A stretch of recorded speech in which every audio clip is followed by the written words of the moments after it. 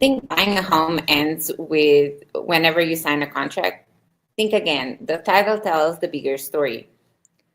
Hi there, I'm Ansa Paulo. I'm a realtor, military spouse, and a mom of two. I'm helping families here in Albuquerque, Rio Rancho, and Los Lunas to buy, sell home for upsizing, PCSing, or any purposes. Here with me today is Talia, and I'll let her introduce herself. Hi, I'm Talia Axelrod with Older Public Title at our Rio Rancho office. I'm an escrow officer here. I'm also a mom of one. Uh-huh. Well, so let's dig into what does title company do? So, title company is going to ensure you have clear title to the property. We're going to research the property title, and we're going to make sure that when you are purchasing something, you are actually purchasing clear title. So, what is the title insurance and why is it important? Are there any differences between lenders and owner title insurance policies? Yes, so the lender's policy is going to protect the lender's interest. They get a loan policy for the loan. Your owner's policy is going to protect your interest. And title insurance is going to protect you from any hidden things in the history of the property.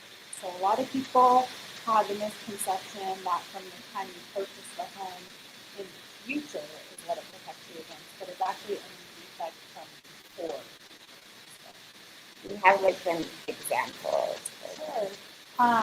Unclaimed heirs is a big one. So let's say the property has been passed down through multiple generations of a family and then you purchase it, and unbeknownst to you or anybody, it was missed that there was an heir out there that actually did have claim to that property and they come forward later on. That's when title insurance is going to protect you. Okay, so the title insurance is then gonna essentially like fix the issue. Yes, they're going to help you resolve the issue and you have to make the buyer whole. So it's not anything that happens after you buy the property, it's anything that's happened in the history. And so our title insurance rate regulated here. Yes, title insurance rates are regulated by the state of New Mexico, and they are based for an owner's policy, it's going to be based on the sales price of the property, and for a loan policy, it's going to be based on the actual loan of the And how is the title search conducted here? So it's going to be through property records, but we don't just stop there. We obviously have to make sure the property doesn't have any judgments or liens against individuals, IRS tax liens, mechanics liens, obviously. So we run a full search on the property and on the individuals involved in the transaction. So each buyer and seller is also going to be ran and searched through court records, property records. Just to make sure that like nothing pops up that will surprise you. Yes, because you can have a lien against an individual that is actually put on their real estate. So if you have a creditor lien, let's say, and you owe debt to a creditor and they decide to put a lien against you, that's going to attach to your property. So that will also need to be resolved. That's good to know. So whenever we are under the contract, we start talking about the escrow. So what is the escrow and how does it work here in the title company? So title and escrow here in New Mexico, even though we're two separate departments, we work hand in hand.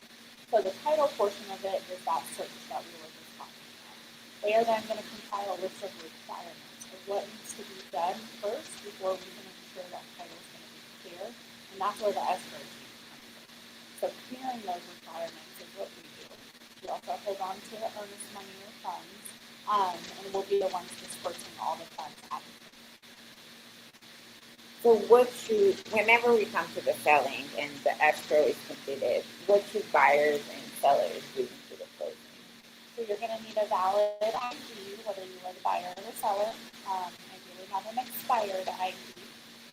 If you're the buyer, you're going to need your closing funds, which you can either do certified cashier's check or a wire transfer. And really anything else. I've seen some sellers bring little booklets of warranty information on property, anything you want to pass along to the other party. So when you talk about the IDs, and we had some changes with the real IDs, here recently. Does that apply? Does that No. mean any changes here with the title? No, not at all. It does not need to be a real ID. You can take passports, military ID, driver's license, or just a regular state issued ID. That's great. And so, what about so with everybody moving around, and sometimes we sell SPCS in advance or move out of the state or the home or country. Yes. um, do you do the online, virtual, or any sort of? Yes. So we do mobile notaries where a notary will physically go to them wherever they're at within the country. They get closing documents, they'll notarize them, and overnight them to us. And we do in New Mexico also accept what we call a RON notary, remote online notarization. That's done kind of on a Zoom type platform with the signer. And I know for a lot of our military families, we utilize that a lot when they're overseas as well. Oh, that's good to know because that makes things a lot easier. Yes. And so the next question that I have is, what fees should buyers and sellers expect from the title? So the standard fees are going to be your policy amount. So your owner's policy, if you're doing a loan, the loan policy. Again, that's all negotiated in the contracts, who's paying what, but like we said, those are regulated by the state. And then we have a fee and your recording fees. Everything else is going to be pretty much set by the contract. Perfect. Within the title search and the escrow, what are some red flags that might come up? Whether it's unreleased liens or maybe a mortgage from the prior owner that was paid off at closing, but a release was never filed, that's probably the most common one to see. So let's say you're now purchasing the property from Jane Smith. Jane bought the property from Bob Smith. And at Bob Smith, when he sold his house, the escrow company paid off his mortgage, but that mortgage company never actually filed a release of the mortgage. So now you're Jane, you're going to sell your house, and you have Bob's old mortgage on your title. That's probably the most common one we see and the easiest to clean up. We contact the prior company and start working on getting a release filed. We can get very in the weeds on certain things. If there's any clouds on title, it's going to come up for us. Those are things we'll have to start working on right away. Judgments, liens, fraud, obviously, fraud is everywhere. So sometimes it's not very often, but we will run across a fraudulent deed that is filed. And how can the sellers protect themselves? So I would suggest that people make sure your information is up to date and current with the county assessor's office. Every couple months, it probably wouldn't hurt to check on their website and see the address, the mailing address they have on file for your tax bills. Because when a deed gets filed, they're supposed to clear that information. And so if a fraudulent deed, God forbid, gets filed, it's going to show up on that county assessor's office where those new tax bills are being. That address is not your address, call the county right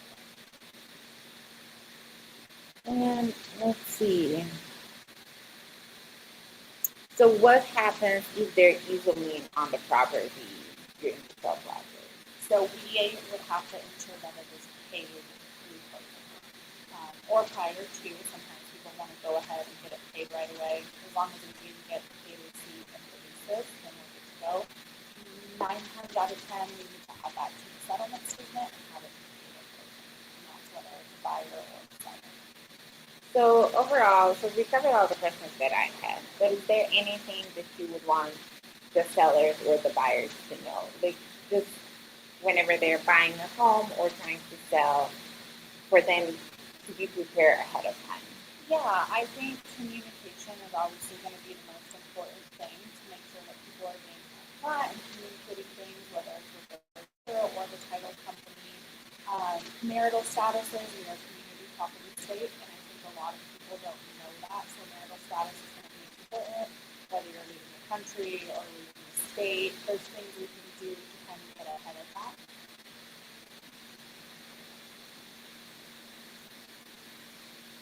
And I think knowledge is power, so I think it's pretty common for people stressful to go through this process. You're already getting 100 emails from your realtor, from your lender, and then from this title company sending you these very complicated looking documents. The more you know, the better off you're going to be. So I think it's important to really pay attention and review things and ask questions. Well, thank you for taking time off your day to inform the community, especially here around Albuquerque. And everybody have a good day. Thank you.